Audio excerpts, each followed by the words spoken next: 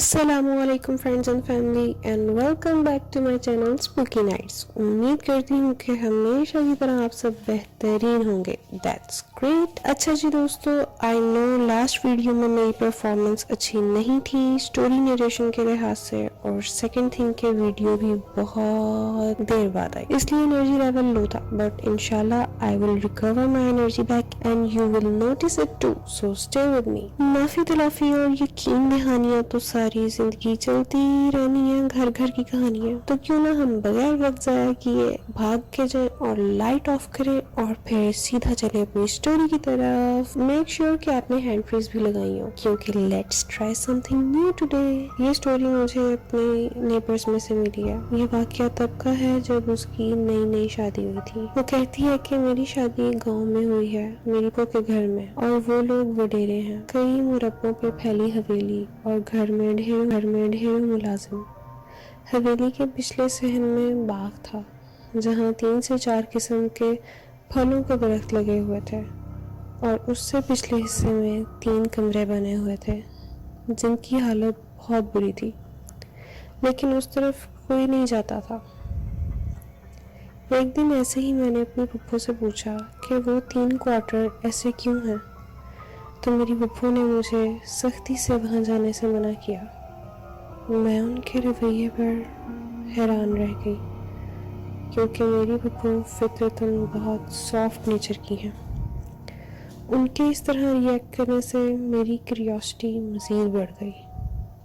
मैंने मुलाजमीन से पूछा, कुछ को तो पता ही नहीं था, और जिनको पता था उन्होंने किसी न किसी तरह बात टाल दी।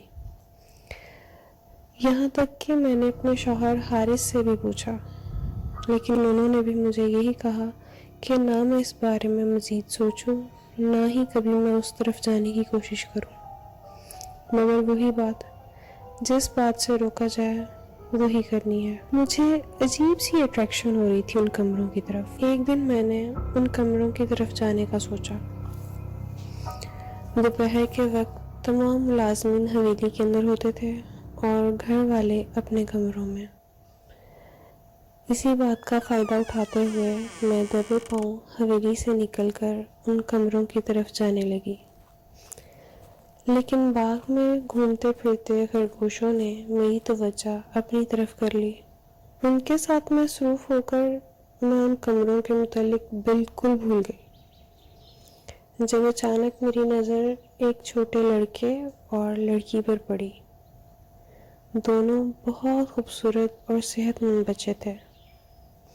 मैं समझी कि शायद कोई मेहमान हो, तो मैंने उन दोनों बच्चों से बात करने की कोशिश की, लेकिन वो दोनों ऐसे ही खामोशी से मेरी तरफ देखते रहे। काफ़ी अजीब से बच्चे थे। मैंने दोनों बच्चों का हाथ पकड़ा और हवेली के पास ले जाने लगी। हवेली की हदूद में आते ही दोनों ने मेरे से हाथ छुड़वाए और बाग की तरफ भाग गए।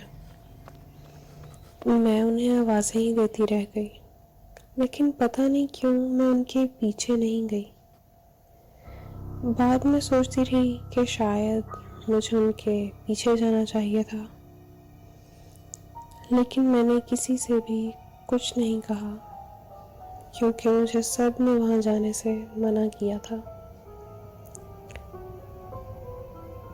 उसी रात किसी पहर मेरी आंख बच्चों की आवाज़ से खुली, जैसे बच्चे खेल रहे हों और हंस रहे हों। मैंने एक नज़र हारिस को देखा। वो हैंड फ्रीज लगाए शायद कोई मूवी देखने में मसरूफ़ थे। मैं उठकर कमरे से बाहर हॉल की तरफ आई, लेकिन वहाँ कोई भी ना था, और नीचे भी सब लाइट्स ऑफ थीं। कमरे में वापस आकर अपने टेरेस पे चेक करने गई। मैं सोच ही रही थी कि हारिस ने मेरे उठने और ऐसे बाहर जाना नोट नहीं किया, और ये आवाज़ें कहाँ से आ रही हैं। अभी अंधेरों में मैं कुछ देखने की कोशिश में थी कि जब गाड़ी का हॉर्न हुआ, और कुछ देर बाद हारिस की गाड़ी गेट से अंदर आती हुई दिखाई दी। मैं हैरान हुई कि भला वो तो अंदर हैं, गाड़ी कौन लेकर गया था। इतने में हारिस गाड़ी से बाहर निकले اور گارڈز کو کچھ ہدایت دینے لگے۔ میں خوف سے وہیں جم کر رہ گئی کہ اگر حارث آفس سے اب آئے ہیں تو اندر کون ہے جس کو میں نے دیکھا۔ میں پیچھے مڑی تو حارث کی طرح دیکھنے والی مخلوق بالکل میرے پیچھے کھڑی تھی اور مسکرا رہی تھی۔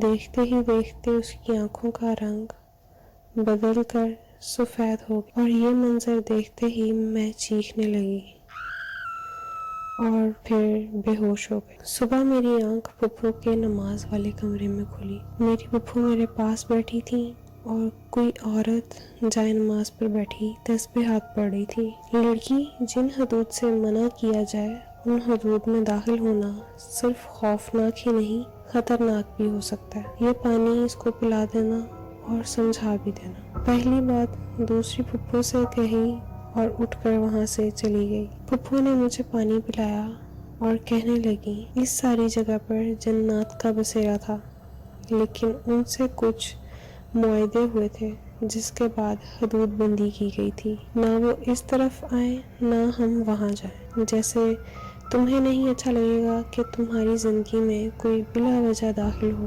اسی طرح تم ان کی زندگی میں انٹرسٹ لے رہی تھی، اور جو تمہارے ساتھ ہوا وہ صرف ایک وارننگ تھی۔ ڈر تو مجھے آج بھی بہت لگتا ہے۔ کبھی کبھی وہ بچے مجھے باغ میں کھیلتے ہوئے بھی نظر آتے ہیں، انہیں اس باغ میں کھیلنے کی اجازت ہے، لیکن یہ واقعہ مجھے بھولتا نہیں۔ Wow, that's nice.